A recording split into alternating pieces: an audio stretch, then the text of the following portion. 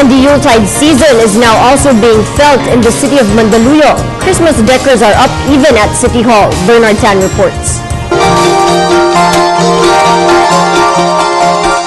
The spirit of the Christmas season is indeed in the air. And if you want to feel the Christmas spirit at a higher level, then there's no place to go but Mandaluyong City Hall. This is where you will find extravagant Christmas displays featuring reindeers, giant paroles, and of course, Santa Claus. Maganda siya. Tsaka ang ganda ng pagkakaayos ng mga lights, ganun po. All of these wonderful decorations are all free for the general. More than its accessibility, the public can also be assured of their safety because the Mandaluyong Police Headquarters is also inside the City Hall.